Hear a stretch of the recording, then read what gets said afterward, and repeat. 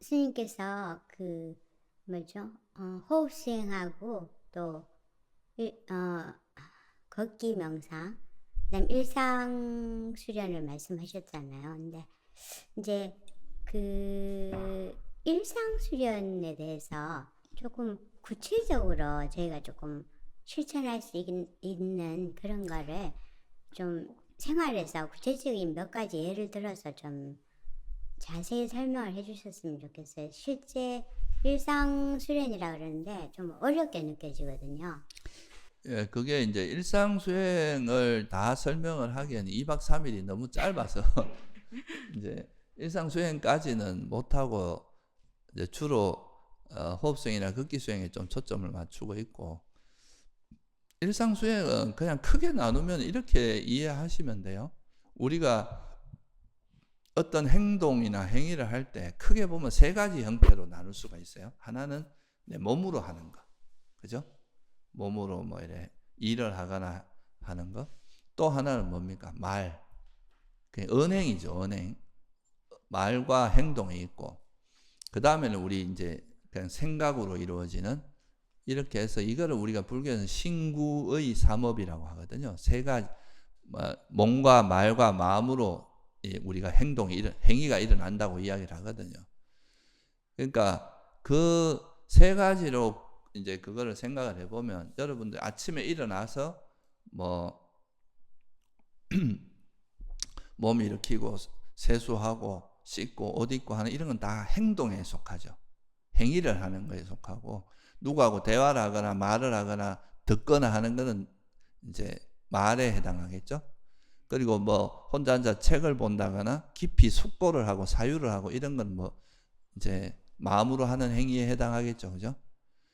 그래서 그런 거를 이제 어느 정도 염두에 두고, 그리고 이 일상에서 우리가 하는 수행은 과거나 미래로 돌아다니는 것은 대부분 다 기억을 의지하고 있는 겁니다.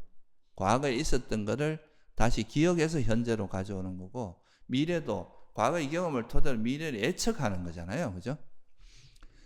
그런데 이제 현재 우리가 일어나는 것들은, 현재는 직접 경험하는 것들이거든요. 지금 이 순간에 일어나는 것들은. 그래서 이 알아차림에서 제일 기본으로 두는 건 현재를 알아차리라고 하는 거예요. 과거, 미래보다 지금 이 순간. 그러니까 지금 내가 행동할 때 지금 어떤 행동을 하고 있는지 이 행동에 좀 먼저 초점을 맞추고, 말을 할 때는 내가 무슨 말을 하는지 여기에 초점 맞추고, 생각할 때는 그 생각에 초점 맞추고, 그렇게 하면서 그 현재 행위가 탐욕이나 지금 여러분 배운 탐욕, 성냄 이런 해태원침에 오염되지 않도록 항상 잘 단속하는 거죠.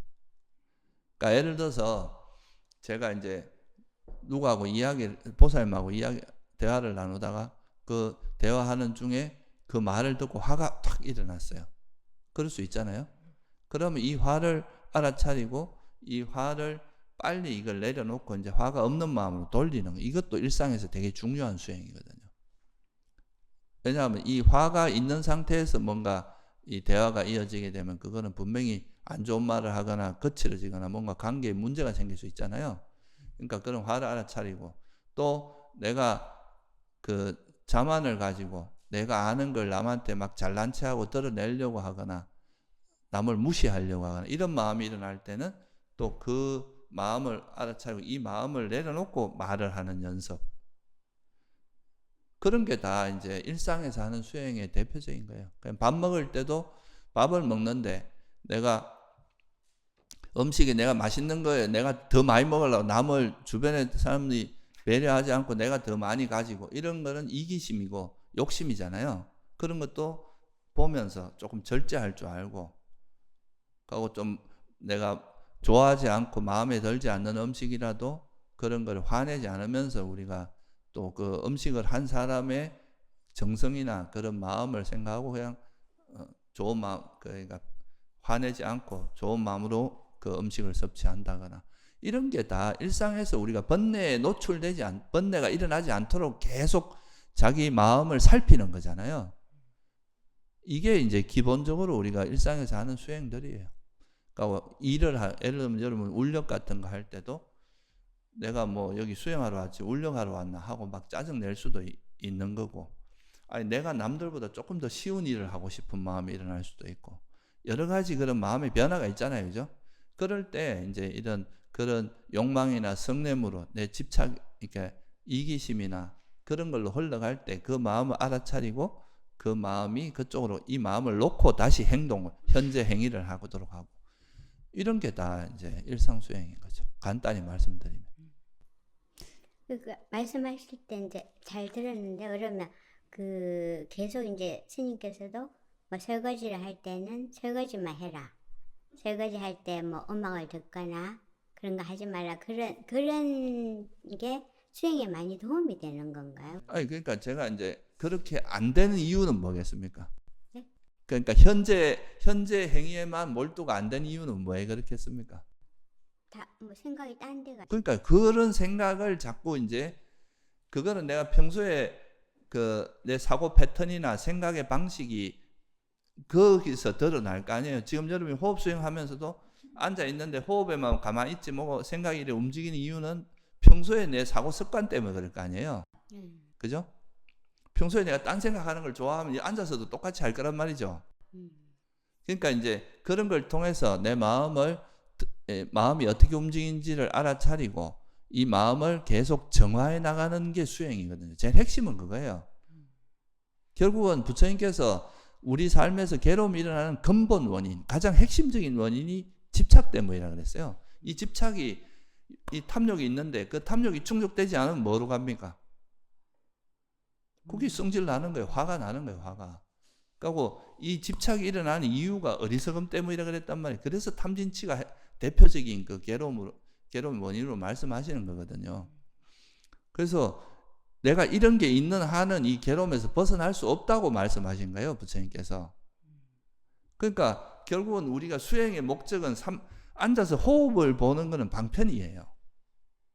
그러니까 숨이라는 게 우리 마음을, 특히 이제 뭐 우리가 요즘 뇌과학적으로 봐도 숨이 유일하게 부교감 신경계에 직접적으로 영향을 줄 수 있는 거라고 하거든요.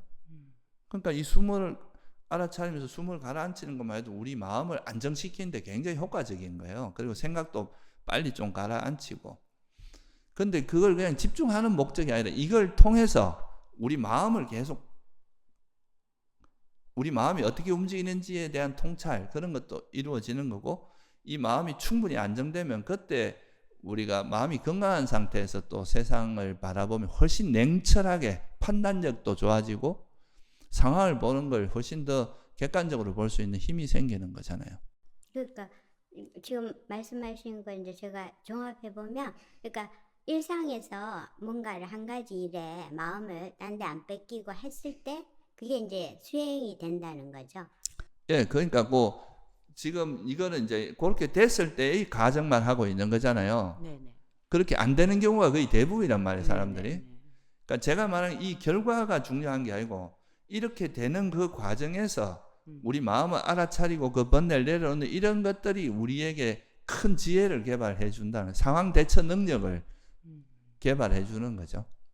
그러니까 저는 이제 그 스님 법문 저번에도 하고 이제 유튜브로 듣고 했을 때도 그게 뭐가 그렇게 큰 수행이 되는가 이런 생각을 좀 했었거든요. 뭐 한 가지만 하고, 뭐 예를 들어 운전할 때 운전만 하고, 뭐 설거지할 때 설거지만 하고, 청소할 때 청소만 하고, 이런 게 큰 수행이 될까 이렇게 생각했는데, 좀 말씀 듣고 보니까 그런 과정을 통해서 이제 내 마음을 제가 이제 보면서 제어를 하고 그거 그쵸. 한다는 거죠. 그렇죠. 그렇게 되는 과정에서 네. 어떻게 해야 보살님이 내 마음이 어떻게 움직이는지도 알아차릴 수 있고, 첫째. 네네. 둘째는 이제 이렇게 번뇌가 일어났을 때 이걸 내가 어떻게 대처하니까 극복이 잘 되고, 이런 번뇌를 어떻게 처리하는지 그 처리 방법을 알게 될 거 아니에요? 그것도 배우게 됐겠죠. 그리고 이게 버려졌을 때 마음 상태가 있을 때 마음과의 어떤 차이점을 알게 되잖아요.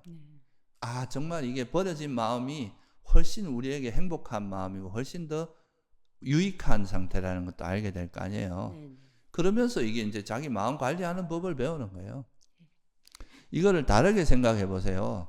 우리가 요즘 뭐 올림픽 때 이제 그런 뭐 선수들이 금메달 따는 사람들이 있잖아요. 네. 그 사실 그 운동하는 경기는 보통 몇 분밖에 안 되거든요. 그거. 근데 그 몇 분 사이에 그 행위 자체만 보면 저거 한다고 뭐가 사람이 달라질까 이렇게 생각할 수도 있잖아요. 네.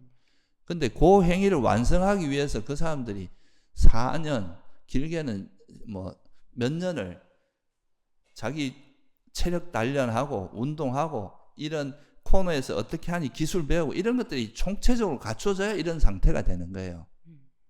그러니까 제가 말씀드린 뭐 밥 먹을 땐 밥만 먹고 한다는 건 사실 아라한들이나 할 수 있는 일입니다. 그러니까 그게 아무나 할 수 있는 게 아니거든요. 네. 근데 그렇게 되기 위해서 노력하는 과정에서 우리가 이렇게 할 수 있는 능력이 생기는 거예요. 이 세상에서 가장 어려운 전쟁이 자기와의 싸움입니다. 이게 외부의 적도 물론 어렵지만 자기 내면의 그런 번뇌를 극복하는 것은 이게 왜 어려우냐 하면은 자기 감정을 객관화해서 알아차리는 게 되게 어렵거든요. 여러분 자기 감정에 막 화가 올라오면 이 화라는 걸 인정하기 싫잖아요. 거부하고 싶고 내가 이런 집착이 있다는 거, 내가 이런 질투심이 있다는 걸 남들이 안 봤으면 좋겠고 나 스스로도 인정하기 싫거든요. 그런 것 때문에 이게 계속 우리 세속적으로만 방어기제가 작용하는 거예요. 이게 계속 자기 마음을 안 보고 싶어하고 외면하고 싶어 도망가려고 하고 부정하려고 하고 이렇게 되는 거거든요. 그러니까 이게 접근이 잘 안 되는 거예요. 일단은 내 문제를 있는 그대로 인정을 해야 이게 문제 해결이 되기 시작하는데 이 인정이 잘 안 되는 거예요. 그러니까 이제 이 알아차림이라는 건 그런 거를 있는 그대로 보면서 인정하고 수용하는 연습을 하는 게 되게 커요.